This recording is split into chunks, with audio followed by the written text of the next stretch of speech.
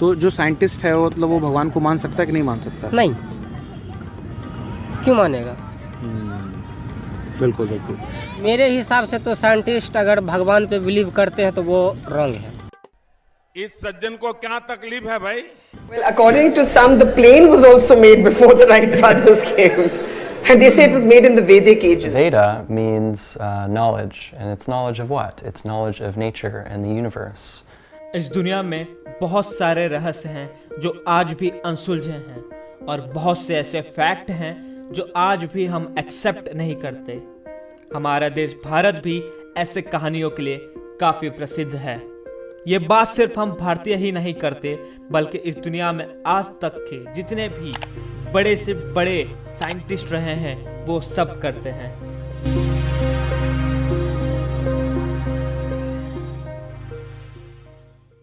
क्या आप बिलीव करते हो जो हमारा मॉडर्न साइंस और जो वैदिक साइंस है वो ऑलमोस्ट सिमिलर है?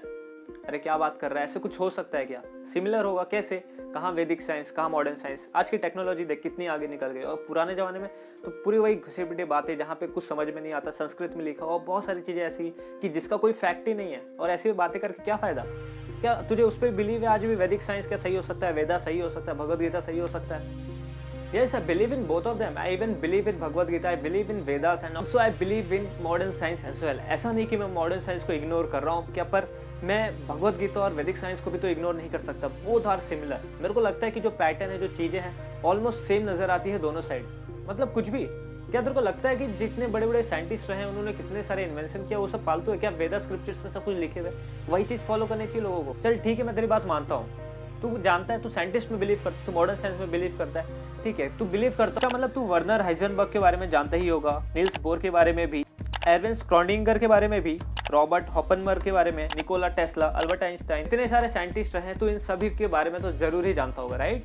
हाँ, मैंने पढ़ा है हमारे साइंस के बुक में बहुत सारे एटॉमिक थियरी, क्वांटम मैकेनिक्स और बहुत सारे जो कंसेप्ट थे, इलेक्ट्रॉन पार्टिकल्स, टेस्ला ने बहुत कुछ इन्वेंट किया, मतलब बहुत सारी चीज़ें हमको पता है, पढ़ी है बुक में, और मैं बिलीव करता हूँ। हाँ, जानता हूँ मैं उनके बारे में। Okay, now let me show you one video clip of doctor B.M. Hegde. He is a cardiologist, professor of medicine and author, and also awarded as Padma Bhushan and Padma Vibhushan.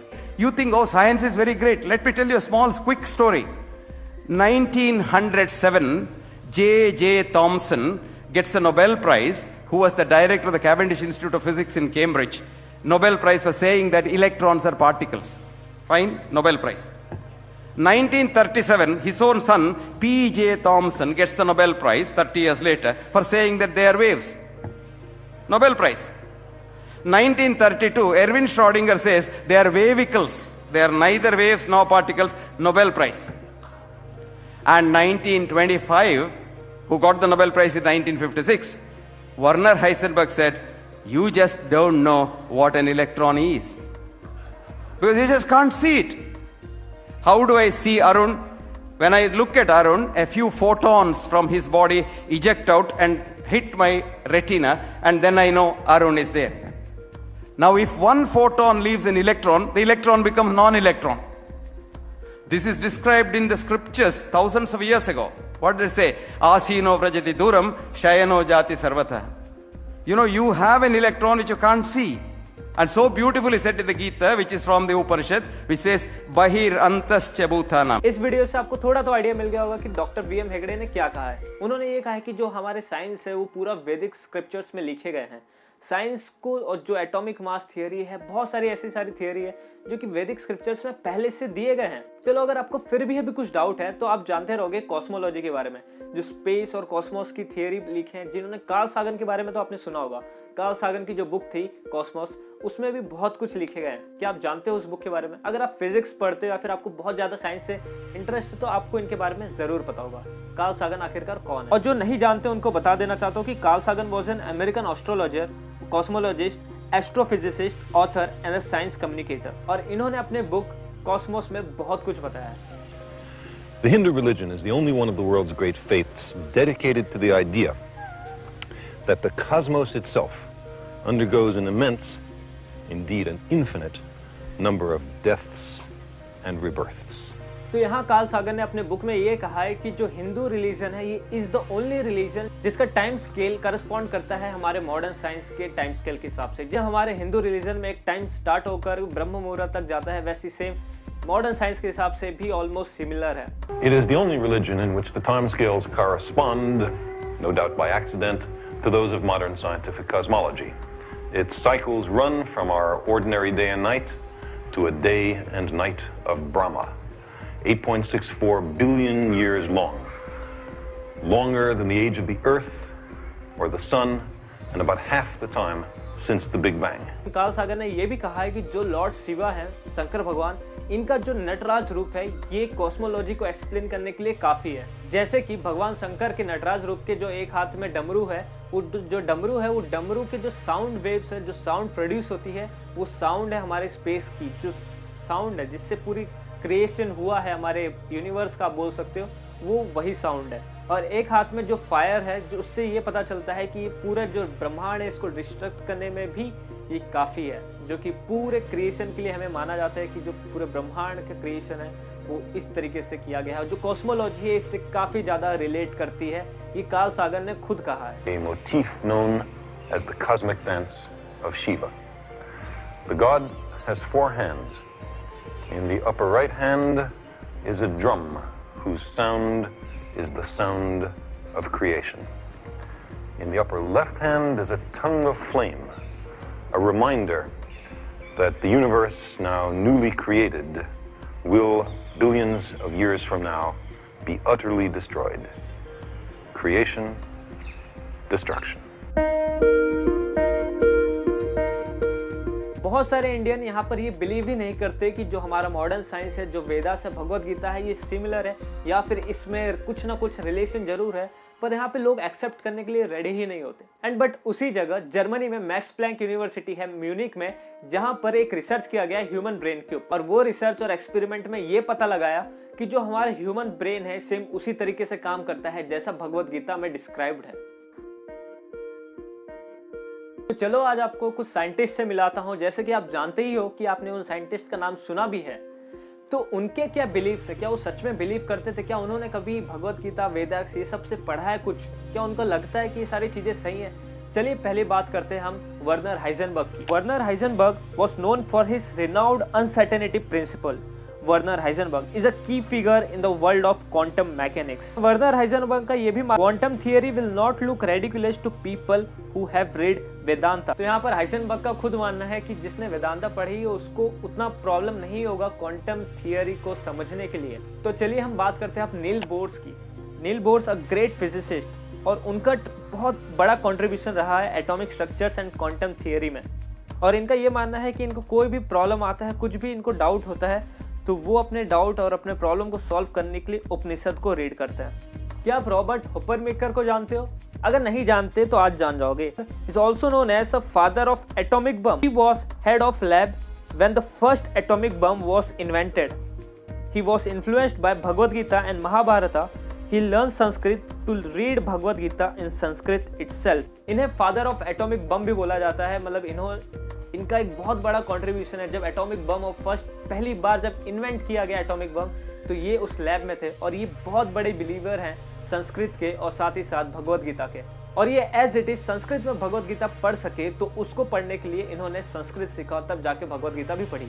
और इनका मानना ये है, access to Vedas is the greatest privilege this century में claim over all the previous centuries. अब बात करते हैं निकोला टेस्ला की। आप निकोला टेस्ला को तो जानते रहोगे, ये बहुत बड़े साइंटिस्ट हैं जिन्होंने मैनकाइंड के लिए बहुत सारे इन्वेंशंस किए हैं। Just like Tesla coil, radio, alternate current, telephone, and lot of the hundreds of experiment and invention was patent on his name. And Nikola Tesla was also a believer of Hindu Vedic scriptures and also a believer of Bhagavad Gita. And he was very much influenced by Swami Vivekananda. And he also learned a lot about India and Hindu scriptures. चलो दुनिया क्या कहती है, लोगों को क्या कहते हैं पता नहीं। अगर आप मॉडर्न साइंस में बिलीव करते हो, आप साइंटिस्ट में बिलीव करते हो, जिन्होंने मॉडर्न साइंस के जो फादर कहे जाते हैं, जितने भी लोग हैं, जितने भी बड़े बड़े साइंटिस्ट हैं, वो सब बिलीव करते हैं हमारे वेदास पे, और यहाँ पर आप हो कि इग्नोर कर रहे हो, ऐसे कैसे चलेगा। चलो एक और बात करते हैं सूर्य सिद्धांता की। आपने ग्रेविटेशन को सुना होगा, आपने मून का साइज सुना होगा। गैलीलियो गैलीली ने बताया था कि जो अपना अर्थ है ये सर्कल है, फ्लैट नहीं है, स्पीयर है, राइट। बट सूर्य सिद्धांता एक बुक है जो 2 मिलियन ईयर्स अगो लिखी गई थी, मतलब बहुत पहले लिखा गया था, अराउंड 20 लाख साल पहले। तब सूर्य सिद्धांता बुक में बहुत सारी चीजें ऐसे मेंशन है जो आपको भी ऐसा लगेगा कि ये सारी चीजें पहले से लिखी थी क्या। Just like shape of the earth is in spherical in shape, diameter of the earth is 8000 miles. आज के टाइम से अगर हम कंपेयर करेंगे, एक्चुअली इसका जो माइल्स है वो 7928 माइल्स है जो डायमीटर, और जो मून का डायमीटर है जो सूर्य सिद्धांता बुक के हिसाब से 2400 माइल्स है, एक्चुअली में 2160 miles. Distance between the moon and the earth is approximately about 2,58,000 miles. Actual में देखेंगे तो आज के टाइम में मॉडर्न साइंस के हिसाब से वेरी करता है 2,21,500 टू 2,52,700 माइल्स तक। तो बहुत सारी ऐसी चीजें हैं जो सूर्य सिद्धांता बुक में बहुत पहले से लिखी गई है और जो कि आज मॉडर्न साइंस भी उसको क्लेम करता है कि हाँ वो चीज़ सही है, और वो सेम एक्सपेरिमेंट सेम चीज़ वही पाई गई है। अप्रॉक्सीमेटली माइनर एरर हो सकते हैं, बट बहुत पहले और अभी के हिसाब से आप देख ही सकते हो कि कितना चीज़ें बदल चुकी हैं। आपने ये स्टोरी बहुत बार सुनी होगी कि ग्रेविटेशन की खोज सर इसैक न्यूटन ने करी है। जब वो पेड़ के नीचे बैठे थे उनके सिर पे एक एप्पल गिरा और वो एप्पल गिरने से उनको मालूम पड़ा कि ये नीचे क्यों गिरा, ये ऊपर क्यों नहीं गया, क्या ये ऐसा क्या है। तो आपको साइंस में तो यही पढ़ाया गया होगा कि Newton law of gravitation, right, कि कोई भी चीज़ अगर नीचे गिरती है वो उसको ग्रेविटी की वजह से अट्रैक्ट होता है, मास, वॉल्यूम, जो सारी चीज़ें हैं। ये सूर्य सिद्धांता बुक में भी ये सारी चीज़ें लिखी गई है कि जो अर्थ है इसके अंदर गुरुत्वाकर्षण है, ग्रेविटी है, राइट। पहले से ये सारी चीज़ें डिस्क्राइब्ड है। आज मेरे पास बहुत सारी ऐसी स्टोरीज है, मैंने बहुत रिसर्च करी है। मैं सोचा था इसको पार्ट 2 में करूंगा, इसको 2 पार्ट की वीडियो होगी, बट वीडियो थोड़ी लेंथ लंबी हो गई, बट आपको इंटरेस्टिंग लगेगी और इसमें बहुत सारे ऐसे फैक्ट हैं जो आपको आज पहली बार पता चलेंगे। पाइथागोरस थ्योरम के बारे में बात करते हैं। इंडिया और इजिप्ट को लेकर बहुत सारी बातें ऐसी हैं कि जो पिरामिड है इजिप्ट का वो इंडियंस ने बनाया है या फिर किसने बनाया, बहुत सारी मिस्ट्री है, वो अनसॉल्व्ड मिस्ट्री है, राइट। तो अगर हम कुछ चीज़ें देखेंगे तो एक आइडिया तो मिल ही सकता है कि कहाँ और कैसे बनाई गई है। पाइथागोरस थ्योरम के बारे में आप सब जानते रहोगे। किसने दिया पाइथागोरस थ्योरम? पाइथागोरस ने दिया, राइट, पाइथागोरस ने दिया। पर पाइथागोरस ने भी कहीं से तो सीखा होगा, उन्होंने कहाँ से सीखा? तो एक पाइथागोरस की जो मैंने रीड करा था ऑटोबायोग्राफी, तो उसमें ये पता चला कि पाइथागोरस एक बार जब पूरे वर्ल्ड में ट्रैवल कर रहे थे तो वो ट्रैवलिंग के टाइम पे एक टाइम इजिप्ट पहुंचे, और इजिप्ट में जाने के बाद उनको ये पता चला कि वहां पर एक ग्रेट मैथमेटिशियन बोधियाना सुल्बासुत्रम आए हैं जो कि वहां के आर्किटेक्चरल को डिजाइन कर रहे हैं, जो कि इंडिया से एक ब्राह्मण वहां पे गए थे, Baudhayana Sulbasutra. He was a great mathematician. और पाइथागोरस ने बोधियाना सुल्बासुत्रा से ये सीखा था कि राइट एंगल ट्राइंगल के कंसेप्ट को। राइट एंगल ट्राइंगल का कंसेप्ट क्या है? हमारा Pythagoras theorem, 2 sides of the square is equals to side of the hypotenuse of its square, right? आपने ये बात पहले भी जानते रहोगे और आपने ये जानते रहोगे कि पाइथागोरस ने दिया। बट बात यहाँ पे ये है कि बोधियाना सुल्बासुत्रा से उन्होंने खुद सीखा था और तब जाके वो ग्रीक गए और ग्रीक में इसके बारे में लोगों को बताया।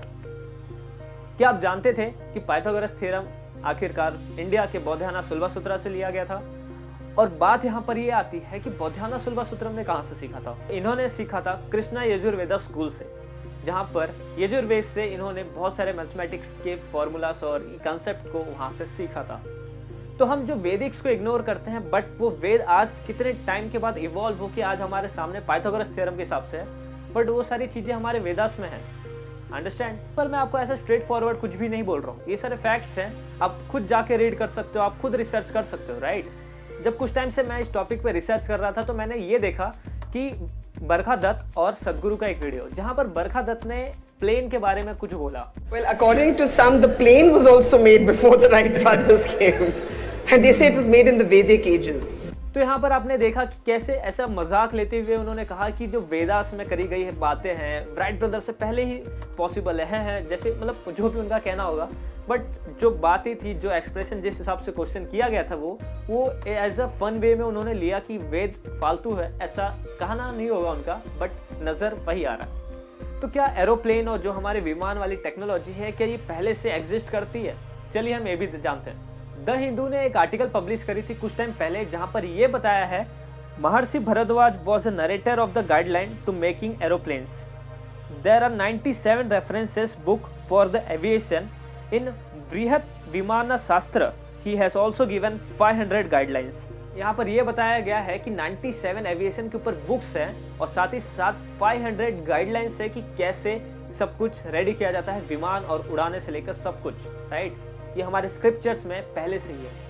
और इस टॉपिक को लेकर यूनिवर्सिटी ऑफ कैलिफोर्निया में हिस्ट्री टीवी ने एक डॉक्यूमेंट्री फिल्म भी बनाई थी, जहां पर आप देख सकते हो कि सेम जो स्क्रिप्चर्स में दिए गए बातें हैं कि विमान इस तरीके से बिल्ड किया जाता है, और वहां पर डॉक्यूमेंट्री के हिसाब से इन्होंने हिंदू वैदिक स्क्रिप्चर्स के हिसाब से बनाया भी, साथ ही साथ और उस प्लेन को उड़ाया भी, और ये पॉसिबल भी हुआ। University of California at Irvine, April 2017. Aerospace engineer Travis Taylor has obtained a model of an aircraft whose design specifications are based solely on information gleaned from ancient Indian texts that are believed to have been formally set to writing in 500 BC.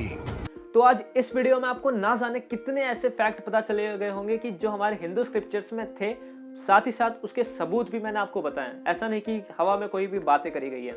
आप ये video ज़्यादा से ज़्यादा लोगों में share कीजिए ताकि हर किसी को पता चले हमारे हिंदू संस्कृति, हिंदू स्क्रिप्चर्स और जो भगवत गीता, इन सारी चीज़ों का कितना महत्व है।